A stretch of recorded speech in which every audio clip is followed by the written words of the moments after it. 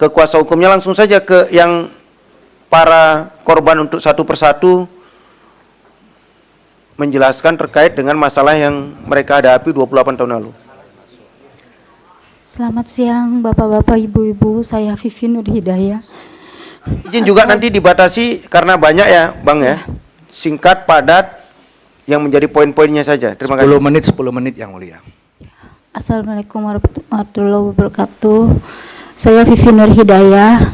Saya diambil dari keluarga orientasi sirkus Bapak Franz, Tony, dan Jansen. Itu saya tidak tahu Pak umur berapa tahun dan diambil dari mana, saya juga tidak tahu. Saya tahunya dari sejak umur 2 tahun itu saya sudah dilatih sirkus di rumah Pondok Indah. Setelah umur 3 tahun, 4 tahun kemudian saya dibawa ke orientasi sirkus. Sebentar, namanya siapa tadi? Vivi Nur Hidayah. Vivi Nur Hidayah. Oh, Iya Pak. Nah setelah itu saya dibawa ke orientasi sirkus. Setelah itu saya dilatih seperti biasa. Saya mendapat, masih umur segitu saya sudah mendapat kekerasan ketika saya tidak bisa dikasih latihan, misalnya nggak bisa, itu saya dapat pukulan kayak tendangan di rotan, itu sudah hal biasa buat kami. Terus setelah sekitar saya umur 12 atau 13 tahun, saya dipindah ke Taman Safari Indonesia. Taman Safari Indonesia Cisarua Bogor. Dan di sana seperti biasa, saya pikir hidup saya lebih baik di sana. Saya tidak dapat penyiksaan. Ternyata di Taman Safari saya lebih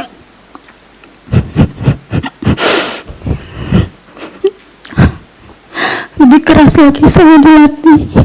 Saya dapat penyiksaan lagi Pak, sampai saya melarikan diri karena saya nggak tahan. Setelah saya melarikan diri 3 hari kemudian saya menghirup udara luar, saya ditangkap lagi dengan security, dan setelah itu saya dibawa ke pos security dan saya dibawa pulang.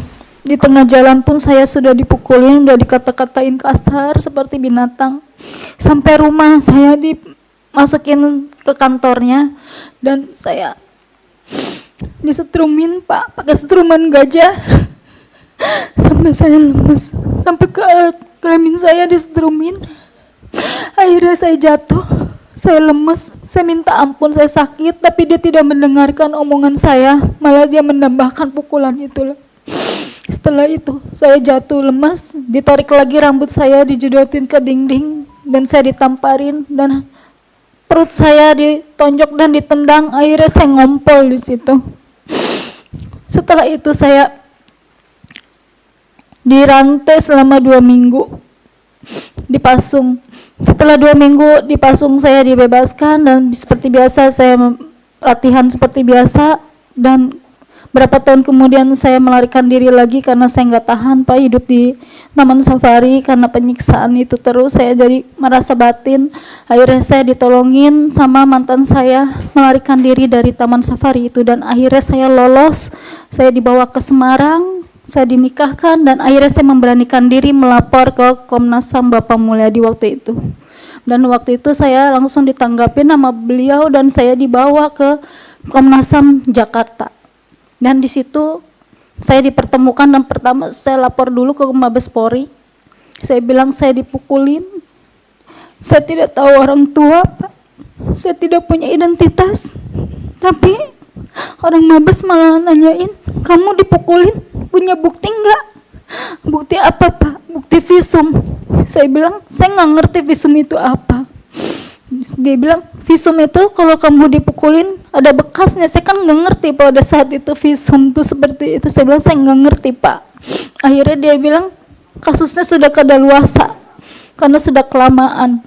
Ya udah, akhirnya kami pulang dan kebesokan harinya kami dipertemukan dengan pihak Taman Safari yang bernama Bapak Tony Sumampau. Dan kami dipertemukan dan di situ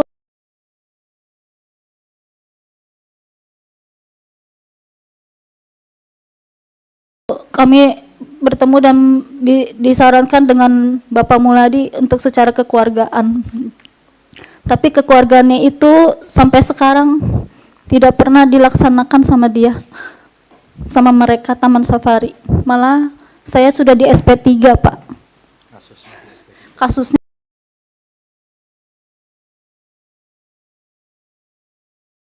di SP3 dan ternyata sudah ditutup kasusnya. Terima kasih, Pak. Pimpinan, izin pimpinan. Ibu, mohon dijelaskan tadi tahunnya berapa itu, Ibu? Tahun-tahun berapa aja ketika Ibu 2 tahun itu tahun berapa, Ibu 13 tahun? Saya nggak tahu, Pak, tahun berapa, karena saya sampai sekarang pun identitas saya nggak tahu, belum Nggak, tahu. Bukan, Ibu direkrut itu tahun berapa? Nggak tahu, Pak. Umur 13 tahun Ibu tahu itu tahun berapa? Waktu Kurang Ibu lebih saya umur segitu mungkin dari itu tahun berapa waktu Ibu umur 13 tahun?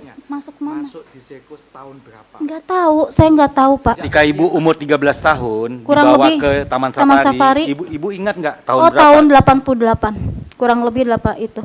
Sekitar 11 apa 12 tahun itu dibawa Bu ke Taman kemudian Safari. lari dan ke Semarang itu tahun berapa? Tahun 97. Oke, terima kasih. Ya. Terima kasih pimpinan.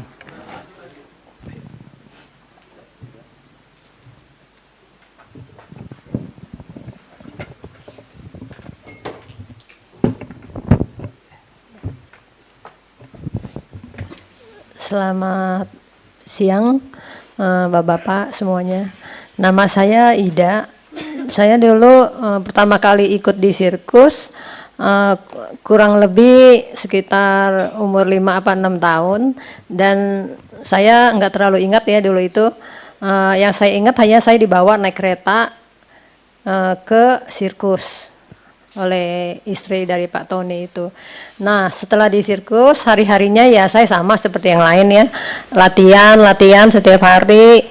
Nah, setelah itu setelah bisa atraksi, saya mulai mengikuti atraksi. Setiap harinya itu memang kami hidupnya latihan, main, latihan, show seperti itu. Memang di situ juga memang hidupnya agak keras, dan kadangkala juga saya sendiri emang mendapat kekerasan seperti itu.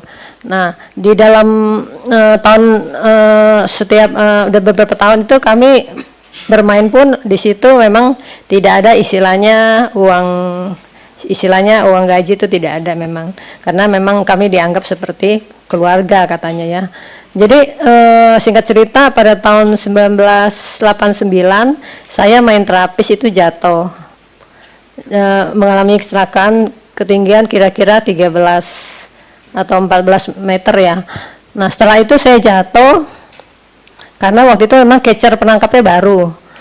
Setelah saya jatuh, saya nggak langsung dibawa ke rumah sakit memang pada saat itu. Saya jadi ditaruh di belakang panggung, istilahnya dipijit-pijit di dalam. Setelah kira-kira berapa jam itu saya baru dibawa ke rumah sakit. Itu kejadiannya di Bandar Lampung, di Lampung ya. Dibawa ke rumah sakit, terus satu malaman saya menunggu rasa sakit, belum ditangani sama dokter. Saya ditemani oleh teman saya nama Lisa sampai satu malam hingga pagi baru mendapat penanganan di gips. Di gips itu saya udah nggak ngerasa sakit karena mungkin dibius ya. Setelah itu baru saya dibawa ke Jakarta oleh pihak OCI. Nah, di situ memang saya mendapat penanganan ke Jakarta itu, saya mendapat penanganan operasi segala macam, dan setelah saya di Jakarta, saya dioperasi setelah di rumah sakit berapa bulan, sekitar 1 bulan, saya keluar dibawa pulang ke rumah bosnya. Di situ saya masih mendapat terapi segala macam. Nah, singkat cerita tahun 97 kasus Vivi itu saya sudah ada di Taman Safari karena saya bosan di rumah bosnya itu. Saya pindah ke Taman Safari dan saya dikasih istilahnya saya bantu-bantu di situ bekerja ya. Nah, terus setelah itu ya dalam kondisi saat itu saya masih di kursi roda. Jadi sekitar tahun 97 saya izin keluar. Saya izin keluar itu jadi saya udah nggak mau ikut lagi di situ. Setelah saya keluar saya diminta buat surat pengunduran diri. Padahal saya pikir untuk apa saya bikin, karena kan saya sebetulnya kan bagian dari keluarga katanya. Tapi saya dipaksa membuat surat sebelum saya meninggalkan Taman Safari. Jadi setelah saya pergi itu keluar, setelah saya tanda tangan diizinkan keluar, tapi saya tidak menerima apa-apa. Jadi saya keluar tidak dapat 1 rupiah pun, saya keluar meninggalkan Taman Safari. Pada saat ini seperti itu. Terima kasih.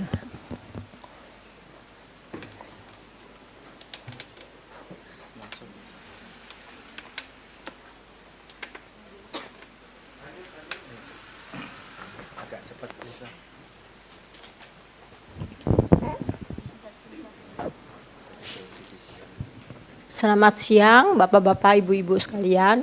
Nama saya Lisa. Saya di tahun sekitar 76, saya diambil dari keluarga saya oleh Pak Jansen dan istri. Saya nggak ngerti seperti apa saat itu, ada negosiasi seperti apa. Saya dibawa naik mobil sama Pak Jansen. Dan saya dibawa di di Balikpapan saat itu. Di jalan Balikpapan, daerah Petojo. Dan habis itu saya dibawa langsung ke sirkus. Saya disuruh nonton. Saya takut lihat anak-anak kok banyak sekali. Anak-anak kecil itu banyak sekali. Saya takut, saya nangis, saya minta pulang saat itu. Tapi nggak dikasih. Saya dibawa ke dalam seperti karavan gelap itu. Saya nangis, terus saya cari mama saya. Sampai akhirnya saya capek mungkin saat itu.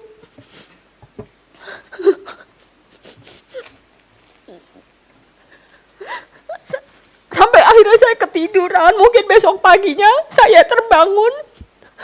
Jam 6, kira-kira jam 6 saya lihat banyak kakak-kakak yang sepantaran saya juga pada mulai latihan. Saya pun dilatih dengan kekerasan di situ. Saya nangis, saya minta pulang, saya selalu mencari mama.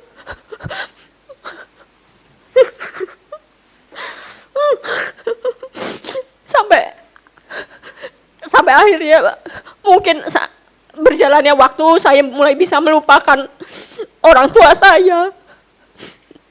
Ya, saya mulai berlatih dengan teman-teman. Setiap ada masalah, kita dipukul, ditabok, ditendang, ditonjok, disambit pakai sandal apa itu loh Pak Jansen, sandal kayu itu loh, pakai bakya. Setelah usia saya 12 tahun, saya juga minta sama Pak Tony untuk dipertemukan dengan keluarga saya. Tapi Tony bilang nanti suatu saat kalau kamu udah waktunya, kamu akan saya pertemukan. Setelah 15 tahun, saya juga minta lagi dengan Ibu Jansen. Kita manggil dia Sau. Saya pengen ketemu orang tua saya. Di mana orang tua saya? Sau terus bilang, kamu itu dijual. Kamu itu anak yang dijual. Saya sedih saat itu. Sampai akhirnya usia saya sekitar 17 tahun. Saya juga minta sama Ibu Gira, itu sekretaris dari Pondok Indah.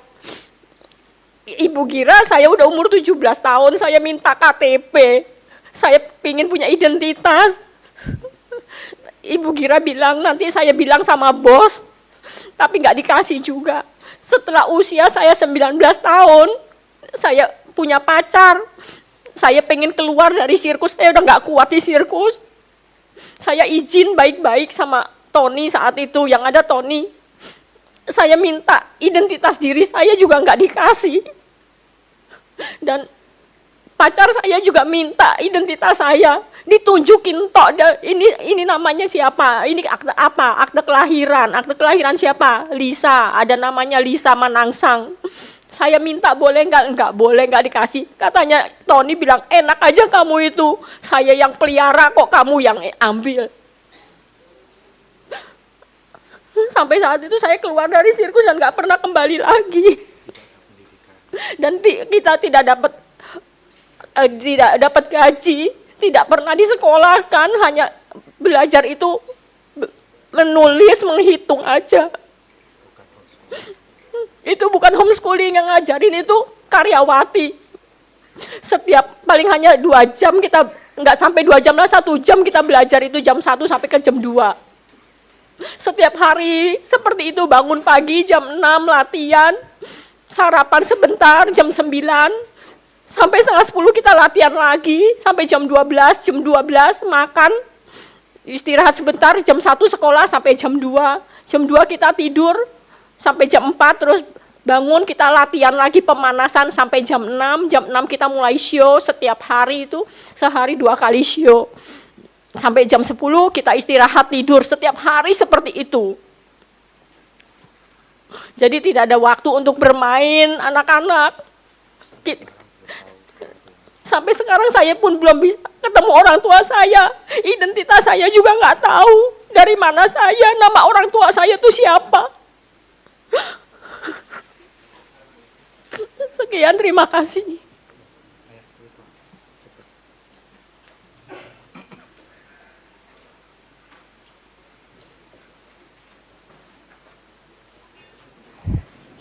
Terima kasih Bapak Ibu sekalian, kami sudah diberi kesempatan untuk berbicara. Terima kasih Bapak. Saya langsung aja waktu tahun 78. Usia saya saat itu 3 tahun. Saya bisa ingat saya usia 3 tahun itu berdasarkan senior-senior saya banyak Izin di pimpinan, sana. namanya Bu siapa Bu? Oh maaf, saya Rita Luisa. Ya, dan saya diambil dengan bernama istri Chi Lien Hung atau Indonesianya Yani, istri dari Pak Tony Sumampau. Dan saya diambil ke Pondok Indah naik kereta. Saya dibujuk 1 balon dan 1 cupacu. Dan di sana saya sekitar 3 minggu atau 3 bulan, pokoknya kami di situ pakai target supaya bisa latihan dasar sehingga bisa dipindahkan ke Oriental Circus untuk mencari nafkah. Dan di situ juga eksploitasi terjadi dengan Pak Jansen dan Pak Frans. Yang paling saya mengingat atas hidup saya adalah saya dianggap bola dengan Pak Frans. Saya main akrobat bareng dengan Pak Frans. Dia melempar saya atas bawah, tendang, lempar, atas bawah lagi itu. Dia tidak memikirkan kepala saya masih sangat mungil, sehingga badan saya pun masih mungil sampai sekarang. Dan itu Frans yang lakukan kepada saya. Tidak melihat rasa kasihan saat itu. Dan Frans itu kalau setiap memukul saya atau teman-teman itu selalu dengan senyum. Itu sering sekali terjadi. Dan juga kekerasan yang saya alami dengan Pak Jansen itu selalu ditimpuk dengan bakyak. Lempar, ambil. Timpuk, ambil. Lempar lagi, timpuk, ambil. Itu yang paling parah kedua itu. Khususnya untuk yang kedua itu fisik, tidak mengenal atau melihat usia. Kita nggak boleh main salah sedikit. Tidak senyum hanya karena menahan sakit yang tiap hari kita dieksploitasi, itu tidak pernah mau mengerti kami. Kita nahan sakit Pak, tapi kita show harus sempurna. Di balik tubuh baju kita itu semua sabetan. Semua babak belur. Saya pernah juga ditonjok Frans sampai ngembang darah di mata saya. Saya masih belum cerita ini, tapi ini sudah keterlaluan dan saya mengingat kembali setiap apa yang dieksploitasi itu tidak pernah sedikit pun jeda untuk kami. Saya tidak bisa bilang tiap hari, tapi tiap-tiap kali itu terjadi. Itu saja, terima kasih. Oh ya. Ya, satu lagi waktu saya sendiri saya sudah ketemu dengan orang tua. Ya, berdasarkan mencari sendiri. Dengan kabur. Saya kabur di usia sekitar 14 tahun saya kabur. Melarikan diri itu tinggi pagar besi 2 meter. Karena badan saya mungil, saya lincah, suka terbang-terbang ke sana, dibuntel-buntel, ya itulah yang saya alami sehingga ya saya bisa loncat pagar tersebut. Dan saya melarikan diri, tidak lama kemudian berjalannya waktu, saya menikah dan akhirnya saya bertemu kedua orang tua saya. Di sambil perjalannya waktu saya ketemu, itu saya sudah minta tolong terhadap teman-teman. Saya makin lama minta komunikasi kembali pelan-pelan. Setelah saya merasa aman 2 tahun di luar, saya yakin pihak Taman Safari atau sirkus di saat itu tidak akan mencari saya. Karena mereka membayangkan kita sudah kaku, tidak bisa cari uang kembali. Nah di situ terjadi, akhirnya saya baru memberanikan diri keluar di dunia luar. Sehingga di situlah saya baru bisa membaur satu sama lain, mencari di mana keberadaan keluarga saya. Lanjutnya berjalannya waktu, saya ketemu. Dan ketemu itu saya sempat yang namanya buka pintu, salah pintu. Di mana ada isu buat saya di mana itu loh, anak dari keluarga itu pernah memberikan saya anak diberikan ke orientar sirkus. Apakah kamu toh? Seperti itu bahasanya. Jadi saya coba. Ternyata betul. Dengan bukanya pintu itu saya dipanggil nama Susan. Nama saya bukan Rita. Dan saya ketemu dengan keluarga saya. Keluarga saya ada di Jakarta Utara. Dan ibu saya ya daerah Mangga Besar dan Mangga Dua seperti itu. Jadi saya bukan anak kali jodoh. Kami semua bukan anak kali jodoh atau panti asuhan. Kami punya keluarga. Di situ saya ketemu ibu saya. Dan di sisi lain saya menanya ibu saya, "Mama, mana surat saya?" Saya nggak mau panjang lebar, sebenarnya banyak yang saya tanyakan, cuman mama udah cukup tua. Dan kata mama cuma hanya bilang, mama susah hidupnya. Surat-surat sama Chi Lien Hung, istri dari Pak Tony atau Ibu Yani. Itu. Nah, dan ternyata di saat saya ketemu ibu saya, itu diberitahu kalau saya punya cici kandung, kakak kandung di sana. Usianya jauh dari saya kaget, terkejut. Jadi si A tersebut, maaf saya tidak sebutkan namanya, ternyata kakak saya punya kakak. Jadi permain sirkus. Itu yang saya kaget, terkejut. Entah apa dan berapa lagi saya nggak tahu yang lain. Itu aja, sekian Pak, terima kasih.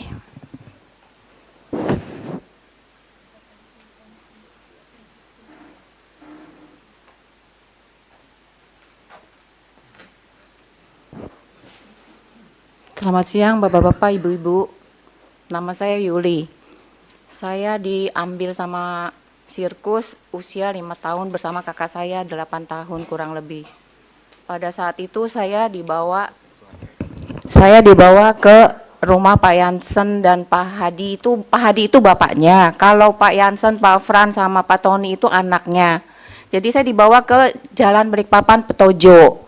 Saya nggak tahu ada perjanjian apa antara bapak saya dengan Pak Hadi. Lalu saya dibawalah sama Pak Hadi ke situ, ke Balikpapan. Di Balikpapan itu sudah ada satu anak yang bernama Butet, sekitar umur 2 atau 3 tahun. Nah di sana saya udah mulai dilatih pada saat itu. Lalu 3 hari atau 4 hari papa saya datang menjenguk, tapi papa saya diusir lagi sama si Pak Hadi. Dibawain seperti senapan angin, diancam, "Awas kamu kesini lagi ya, jangan datang-datang lagi," seperti itu sama Pak Hadi. Akhirnya papa saya pergi, tapi papa saya waktu itu sempat menemui kami berdua, dan kami nangis-nangis saat itu ingin ikut papa pulang kembali ke orang tua, tapi di situ ada ancaman. Lalu kami diumpetin lagi sama si Hadi. Jadi kami tidak lama, beberapa minggu kemudian dibawalah ke sirkus. Nah di sirkus itu kami berdua sudah mulai dilatih. Di situ sudah ada kakak-kakak dan yang lebih kecil dari saya. Setelah itu kita udah mulai dilatih dari awal sampai kita meningkat terus dengan acara yang lebih berbahaya. Di situ saya mulai main acara Jalan Kawat Piramid, dan saya pernah terjatuh dan koma selama 14 jam, dan di situ saya tidak diobati, dan saya tersadar lagi di situ, tapi saya tidak dikasih istirahat, harus main lagi setelah saya sadar. Lalu pada tahun 86, saya ini singkat cerita ya Pak, 86 saya pernah melarikan diri bersama teman saya yang namanya Eva. Lalu saya ketangkap, saya dipukuli sama Pak Fran. Kami berdua dipukuli. Di tempat itu saya berdua doang sama Eva, dimasukin sebuah mobil Fuso. Disitulah tempat tidur kami, dan di situ juga kami berganti pakaian untuk show. Di situ saya disuruh buka baju sama si Fran, suruh ganti baju untuk melakukan pertunjukan. Tapi teman saya yang namanya Eva lebih mendapatkan perlakuan buruk dari si Fran itu, ditelanjangi dan dilecehkan sama Pak Fran. Karena saya harus mengadakan pertunjukan, jadi saya terselamatkan dari pelecehan itu. Akhirnya pada tahun 87 saya mengikuti jejak kakak saya. Kakak saya kan menikah juga dengan pemain sirkus. Saya ikuti bagaimana saya bisa keluar dari situ. Saya ikuti jejak kakak saya untuk keluar dari sirkus itu dengan menikah juga sesama pemain. Akhirnya sampai tahun 89 baru saya kabur dari sirkus. Dan setelah itu tahun 97 keluarlah itu kasus Vivi. Nah, di situ kita dipertemukan sama Tony. Barulah saya tahu bahwa di situ Tony mengatakan bahwa papa saya saat itu menerima uang sebesar 300.000. Tapi itu uang pengganti susu, katanya seperti itu. Dan saya waktu 87 itu saya sempat menemukan orang tua saya karena saya mengambil surat ini ya. Bapak-bapak, tolong ini suratnya sudah hancur. Saya menemukan ini di karavannya Pak Jansen. Lalu saya ambil. Di sini tertulis surat kenal lahir saya dan kakak saya. Di sini ya Pak, saya udah sobek-sobek soalnya udah puluhan tahun ini hancur. Ini yang saya temukan. Jadi saya tahu alamat rumah orang tua saya dari sini. Sekian. Ya, pada saat itu kan saya juga hamil usia 7 bulan juga saya masih harus penunjukan karena belum ada pengganti untuk selanjutnya. Sekian.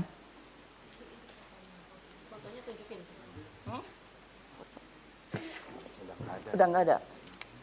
Ayo, Tony. Pak Anton persiapan sendiri.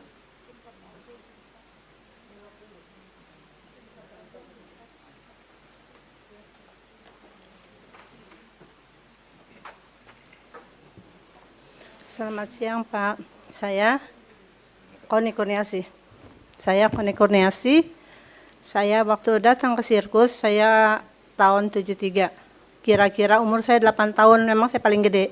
Saya generasi kedua dari Pak Jansen. Saya datang ke sirkus, memang dibawa ke sirkus. Waktu itu begitu dibawa ke Balikpapan, Petojo. Ya, kalau cerita diambilnya itu memang perjanjiannya sama orang tua saya. Waktu itu ibu saya nggak ada, adanya papa saya.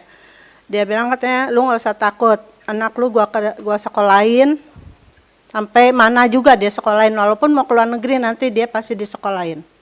Begitu. Tapi akhirnya saya dibawa ke Petojo, Balikpapan. Dari situ nggak lama saya di sana, saya langsung dibawa ke sirkus. Saya latihan di sirkus antara 6 sampai setahun saya bisa show. Dari show itu memang kalau dipukul, jatuh dipukul, latihan dipukul itu iya. Kalau main nggak ketawa dipukul iya gitu. Tapi berjalannya waktu ya kita nggak disekolahin, kita nggak punya identitas. Memang saya keluar juga, sampai saya keluar dari sirkus tahun 86.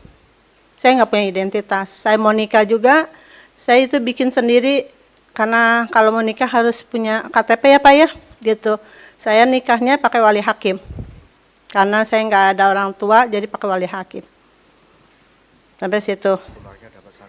Kalau keluar nggak dapat santunan dan emang kita nggak pernah digaji, kan mereka bilangnya kita anak angkat, gitu. Ya, makasih Pak.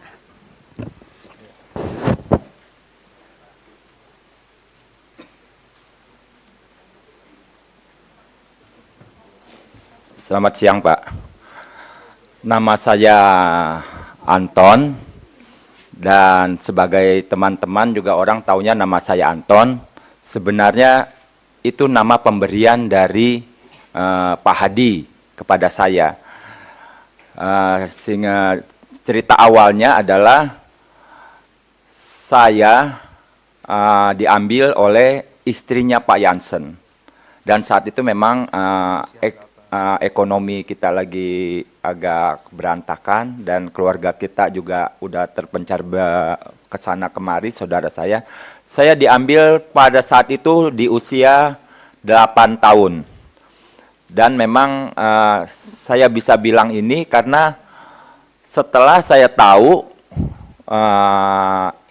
saya diambil mereka itu, lalu saya sama seperti yang dijanjikan oleh teman-teman itu, katanya, kamu ikut saudara, ini bukan orang lain, dia bilang. Saudara, katanya. Nanti kamu di sana dipintarkan, disekolahkan, katanya. Jadi nanti kalau sudah pintar, sudah sekolah, nanti saya kembalikan lagi ke orang tua kamu. Nah, itu janjinya. Nah, saya bisa ngomong begini, saya ingat, karena umur saya saat itu udah 8 tahun. Nah, terus, lalu, oke lah, saya pikir, karena memang saya lihat, orang tua saya hidupnya susah, ya ini kan demi kebaikan lah istilahnya ya. Lalu saya ikut. Saya dan kakak saya, pertama. Kakak saya otomatis saat itu udah 10 tahun, saya 8 tahun. Saya dibawa ke Petojo, Balikpapan juga. Tapi satu harian itu saya kayak diam aja gitu di kamar. Akhirnya saya jenuh. Akhirnya mungkin kakak saya lebih besar ya. Dan dia bilang, ayo kita kabur yuk. Kaburnya gimana? Ya udah pokoknya kita kabur. Nah kebetulan di Balikpapan itu rumah mereka, di sampingnya ada gang kecil. Dan di atasnya ada kawat-kawat gitu. Kami loncat. Ya namanya anak zaman segitu ya, udah nakal-nakalnya ya. Jadi hal yang kayak begitu biasalah. Kami loncat berdua, terus kami pesan beca, kami nekat, pokoknya entah bagaimana, kami pulang ke Raja Wali, ke rumah saya. Dan mama saya sempat kaget, loh kok balik lagi? Ya bagaimana orang di sana nggak diapa-apain? Saya makan juga belum, saya bilang begitu. Oh ya udah akhirnya terjadi malam itu. Akhirnya besok pagi, Ibu Jansen datang lagi. Nah, dia datang lagi, dia menghampiri mama saya, lalu dia bilang, udah dah, kalau gitu yang kecil aja dah, yang ikut saya, dia bilang gitu. Ya udah, akhirnya saya ikut. Satu malam saya di sana, besok paginya saya langsung berangkat naik kereta api, iya kan ya, sama Ibu Jansen itu. Lalu pada saat itu sirkus lagi main di Cirebon. Nah, sirkus main di Cirebon, lalu ya sama seperti yang kayak mereka mungkin alamin juga, saya lebih pertama ngalaminnya. Karena saya masuk di era tahun 70. Lalu masuk ke satu sirkus, lalu kami suruh nonton. Nonton juga, saya juga nggak tahu apa yang harus diituin, lalu udah gitu tidur. Udah tidur, besok langsung kami dilatih. Latihan dasar adalah handstand, mulai dari 5 menit, 10 menit, sampai akhirnya sampai setengah jam, pokoknya latihan dengan keras, betul-betul keras. Jatuh sabet, pokoknya kita sampai getar-getar, sampai keringetan. Singkat kata, 3 bulan saya sudah menghasilkan uang buat mereka. Saya sudah kerja buat mereka. Dan seperti yang teman-teman katakan, saya mendukung. Kita tidak pernah komunikasi, kita nggak pernah tanya satu dengan yang lain, kamu siapa, mama kamu siapa, ini siapa. Kita tidak ada kesempatan untuk begitu. Tidak ada sama sekali. Terus, waktunya begitu. Hari-hari, yaitu latihan, makan, sekolah 1 jam, tidur, latihan lagi begitu. Dan terus kami alamin. Sampai akhirnya terhitung waktu, saat itu kurang lebih sekitar tahun 70-an, 77 lah kalau nggak salah ya. Saya coba kabur. Saya pikir, wah ini udah nggak ada masa depan. Saya coba bawa rangsel, diem-diem, saya umpetin di balik keranjang saya. Tiba-tiba ketahuan. Nah begitu ketahuan, saya ditegor, memang nggak dipukul ya. Ditegor, lalu diomelin, lalu saya disuruh ngipasin Pak Tony yang lagi tidur. Saya ingat itu. Dan saat saya menjalanin itu, Ibu Jansen bilang sama saya, lu mau ngapain kabur? Mama lu udah mati tau nggak? Waduh, saya sampai kaget saat itu. Nah, jadi Anda bisa, Bapak-Bapak bisa bayangkan di saat umur saya sudah mulai agak dewasa sedikit, saya mendengar itu kaget. Mama saya udah mati katanya. Tidak ada yang mengurusi mama kamu. Yang ngurusin adalah saya, dia bilang gitu. Waduh, saya bilang gitu. Nah, singkat cerita, ya kan ya, di tahun 83-an, ya kan ya, saya terus akhirnya saya izin. Saya izin dengan karyawan, karena saya posisi udah gede, boleh dikatakan saat itu posisi kita adalah sudah tangan kanan mereka. Sudah tangan kanan, jadi kita bisa kemana, kadang-kala suruh menjaga sirkus, kadang-kala suruh belanja, kadang-kala ganti bergantian. Ada teman seliftingan saya yang sudah married dengan Ibu Yuli gitu juga, dan ganti-gantian. Hari ini saya ke Taman Safari misalnya, dan teman saya jaga sirkus. Dan posisi kita boleh dikatakan saat itu sudah tangan kanan. Nah, dan saat itu entah bagaimana saudara saya, ya kan ya, dia nonton saya. Dia bilang, ini kelihatannya kayak adik kita ya, dia bilang gitu. Lalu dia penasaran, dia mulai dari kelas kambing, terus dia turun ke kelas 1 kalau nggak salah. Masih tribun juga. Kayaknya iya nih. Lalu dia turun lagi, besokannya dia beli lagi, dia nonton di VIP yang paling mahal.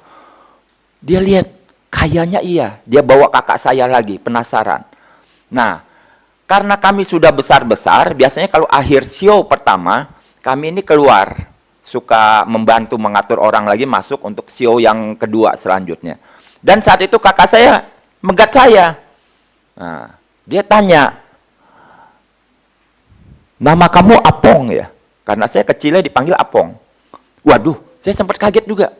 Karena yang tahu nama ini, teman-teman saya pun tidak tahu. Bos sirkus juga tidak tahu. Karena akte lahir saya itu lain. Lalu saya sempat kaget. Benar nggak nama kamu Apong? Iya, benar. Lalu, saya punya ciri khas dalam satu keluarga. Jempol saya agak lain, ada persamaan dengan kakak saya. Lalu dia penasaran, kalau gitu coba buka kaos kaki kamu, saya mau lihat. Saya buka. Saya kasih lihat. Wah, oh iya benar, nggak salah, dia bilang gitu. Nah, semenjak saya pas ketemu gitu, nomor satu yang saya tanya kepada saudara saya adalah, benar mama udah mati?